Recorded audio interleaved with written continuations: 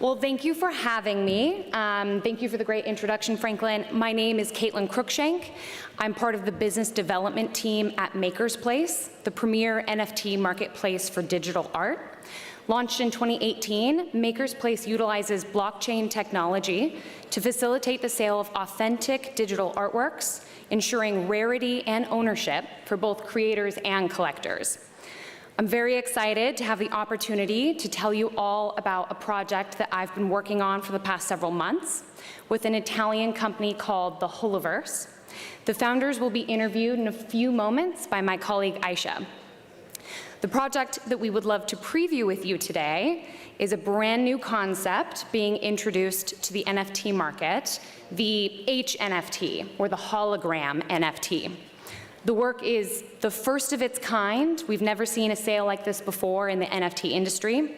It combines history and technology, physical and digital assets into the sale of one unique NFT, which will be up for auction on Maker's Place on April 21st. The work includes multiple components.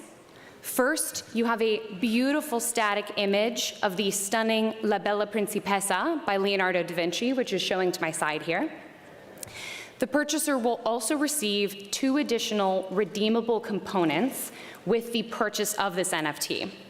The first one will be a multi-gigabyte photogrammetry image of the original canvas and a unique one-of-one hologram, which we have here on display. You should stop by and see it after this. I won't dive too far into the technology, as my colleague Aisha will be discussing the tech with the Holoverse founders shortly, but I wanted to give a short overview of the art history of the canvas and how I became involved in this project. Before joining Maker's Place, I spent my entire career in the traditional auction world. I worked in Denver, Chicago, New York, London, Edinburgh, and Amsterdam. So I've worked for many institutions in many different regions. Immediately before joining the NFT world full-time, I was the business director for Old Master Paintings at Sotheby's. So when Andrea and Leonardo, the Holoverse founders, reached out to me at Maker's Place about La Bella Principessa, I was thrilled to get involved because it's not very often that my prior career and my current one, I think, kind of match so perfectly. I was very familiar with the work, and I loved the concept of taking a masterpiece by the most renowned artist who has ever lived and bringing it to life with new technologies. So I'll dive into a short overview of the art history context. The work is a profile portrait in colored chalks and ink on vellum. The piece is believed to have been pulled out of an important manuscript about Francisco Sforza, the founder of the ducal dynasty of Milan. The image depicts a fashionable young woman in beautiful Renaissance dress and hairnetting. The sitter is believed to be Bianca Sforza, a young aristocrat who was part of the ducal family. It was likely commissioned by Ludovico Sforza, who was the Duke of Milan at the time and Leonardo's employer when he was working and living in Milan. To celebrate the marriage of his beautiful but illegitimate daughter Bianca, who he adored and later actually legitimized, despite that being quite a to-do at the time, she got married in 1496 to an Italian nobleman, and her future husband was the captain of the Milanese military forces and a patron of Leonardo's as well, who would have seen this portrait as a very, very incredible gift. Tragically, Bianca died within months of her marriage due to pregnancy complications, and it is very likely that this is the last portrait that was ever done of her. She was a great beauty, born into an aristocratic family, so there are a lot of other portraits of her by other artists. However, this is certainly my favorite.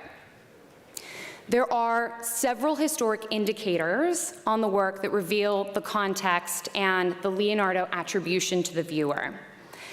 The extremely high quality rendering of the work and the left-handed hatching are beautiful indicators of Leonardo's authorship of the portrait.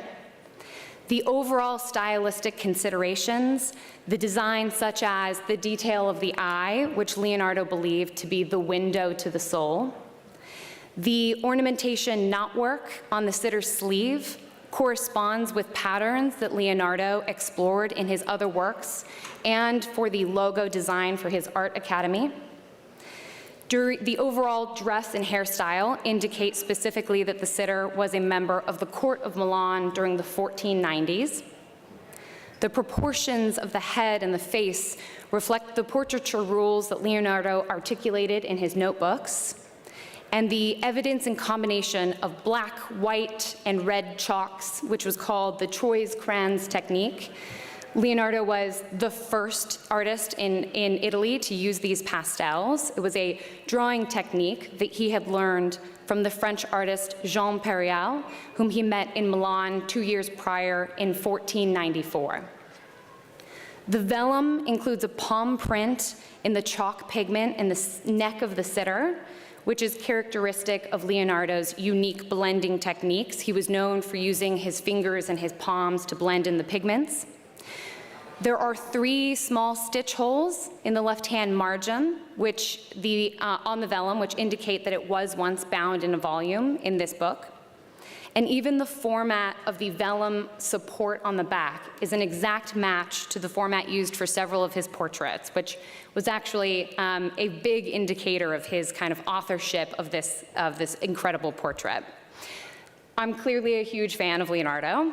I could go on and on about the work, but I won't bore you guys for the entire day. But a major part of what makes this so compelling to me is that the work is so rich in context and detail. With this unlockable photogrammetry image that is included in the purchase of this work, you can explore this canvas in detail that has never before been seen.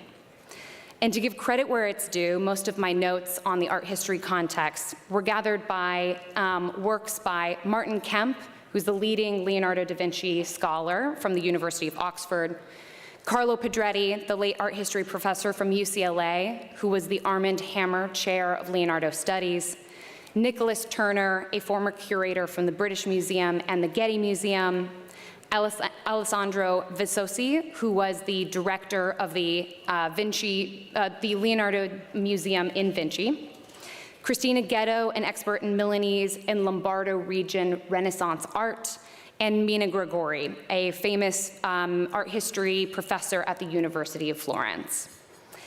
So I told my colleagues recently that the first time I saw a photogrammetry image was actually of Rembrandt's piece, The Night Watch. If any of you have been to the Rijksmuseum in Amsterdam, it's a huge, phenomenally beautiful canvas. I lived in Amsterdam for a while when I was working with Sotheby's, and I went to the museum all the time to experience this work. It's a beautiful piece. I've stood in front of it many times in a crowd, but when I was sent this photogrammetry image, I was able to explore the piece in detail that I had never seen before. It was the best viewing experience of the canvas I had ever had in my life. You can zoom in with these photogrammetry images to such detail that you can see brush strokes. You can see, hatching that indicates the authorship. I mean, it's incredible. And with this one, La Bella Principessa, you don't have the opportunity to view this piece in a museum or an institution, as it is one of the few remaining Leonardo da Vinci's in private hands. The original work is currently under lock and key, sitting in the Geneva Freeport. So it's even more exciting to see it kind of brought to life, being given a second life almost. I am, however, thrilled to announce that the original will be shown in the Vatican during an exhibition this fall. But it's great to see it kind of reborn into the digital world with these new technologies. The unlockable image brings new capabilities for viewing, and the hologram creates truly a secondary life for the canvas.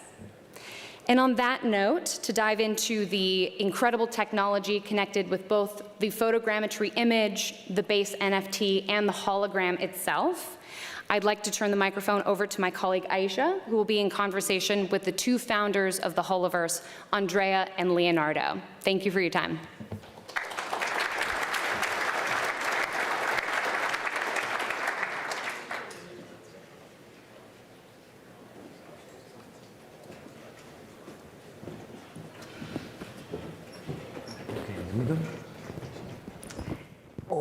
Hey everyone. So thank you so much for being here. My name is Aisha. I am part of the Makers Place team. We are the premier NFT marketplace for fine art NFTs. And I'm so excited and honored to be joined today by the Holoverse team, Andrea and another great Leonardo. And so guys, before we get started and dive into the NFT, can you tell us a little bit about yourselves, Laserman Technologies, which you had founded, and now Holoverse, which is born from that? Yeah, thank you for having us here today, and it's very an honor for us, for both of us. Well, everything started from a small garage in Italy a few years ago, 18 years ago. I started developing my things, and I have an idea to create a show called Laserman, and that transforming the light in with laser manipulations. Well, I put the video as a joke on YouTube, and directly Disney contacted me. Hey, I want to book you. So, me? Are you crazy? No, in this time, I fly over Los Angeles, and I start to get the deal with Disney. And really, I was really surprised about this, because I coming from Rome, you know, and a little part of Rome. And so I do the show. My first show was in Disney California Adventure ever. And well, I start to increase the business and working with several top brands like Warner Brothers, Cirque du Soleil, and Ferrari, and many others in the world. And my business grew up day by day from nothing, from scratch, let's say. And then I met Leonardo, and then together we started to create several new entertainment show, like holograms, concert, like Michael Jackson hologram concert, Freddie Mercury hologram concert. And since the last year, we developing together the Holoverse. Well, thanks for having us. It's such a pleasure for me to be here. My name is Leonardo, not Da Vinci, but just Leonardo. And I used to work from few years in this company called Laserman as creative director. We had we did a lot of wonderful things around the world. We had a lot of fun together, also worldwide. And in the last year, we started to concentrate our energies on this new project. We created this new company called the Holoverse, and that's what we are here for. And so over the past few years, you guys have been doing a lot of really exciting stuff in entertainment. You mentioned Michael Jackson, holographic concerts, Freddie Mercury, Disneyland, Cirque du Soleil. Now you're going full force into fine art. What is behind this decision? What's the concept? What's the reason? Yes, we were really interested to creating something new, something different in the NFT space, something really different from the usual NFT. And we wanted to bridge the gap between the history and the cutting-edge technologies, between the physical and digital. And then we created this concept of the hologram NFTs. And then we live in Italy. We are from Italy. Italy is the land that owns the 60% of the entire artistic heritage of the world. So we started to work around Italy to acquire rights of masterpieces masterpieces in the fine art world. And we started to create this new concept called the Holoverse. And we are here right now to announce this wonderful drop with Makers Place. That's amazing and so exciting. And I think one of the reasons, as you mentioned, Leonardo, that this project is so exciting is it's introducing a totally new type of NFT that we've ever experienced and that the world has ever seen. And so there's 3 components that make this NFT so special. Do you think you could tell us a little bit about what those are? Yeah. First of all, of course, on this NFT is included 3 items. So 3 kind of magic things around inside. So the first is the amazing NFT from Leonardo da Vinci certified. The second one is a huge photogrammetry with over 500 layers compressed together with a huge and big image with over 680 millions of pixels. So you can zoom in and see all the detail as never before. And the third is the value percepted. So the hologram that our technician, our engineer come to your house, deliver it to you, and installing to you an amazing hologram in daylight, they're floating in front of you, and you have the same emotion to see, like to see the real Canva in real life. It's amazing. And if anyone hasn't seen already, we have the hologram outside here by the registration. And just a reminder to everyone, the sale is going live on April 21st at 3:30 p.m. Pacific time. But if anyone has questions or you're interested in pre-sale bids, please see myself, Caitlin, Audrey, anyone from the Makers Place team, where there are a bunch of us out here today. But so back to the NFT and you guys. So you have done so many amazing things already. You've just gotten off a big project with Ferrari, which we're super excited to see come to life. And you have a lot of cool things planned for the future. Could you talk to us a little bit about your future pipeline and the importance of these projects for preserving art history? Yeah. So we are really excited to expand to other areas of fine art, not only canvas masterpieces, also frescoes, also sculptures. You know, it's kind of impossible to own a fresco. For example, in the Sistine Chapel, the fresco by Michelangelo, it's impossible to buy it. What we are doing right now is make it possible thanks to this technology in this new dimension. We want to create this new life of these masterpieces. We are working right now with institutions like Vaticans, with private collectors, private estates, villas in Italy and Europe to acquire rights, most of them, only masterpieces. In our pipeline, we have only masterpieces that live in the physical world, in the physical markets. And what we are doing right now is to make them live again in a new dimension, in like new life. It's amazing. For eternity, of course. Yeah, no, I think that this is so exciting and definitely a pivotal moment for art history.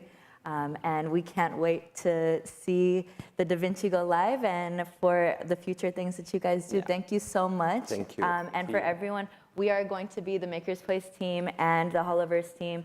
We're on the floor. We're going to be out here today. So please, if you have any questions, come and find us. Thank you all for your time. Thank you so much.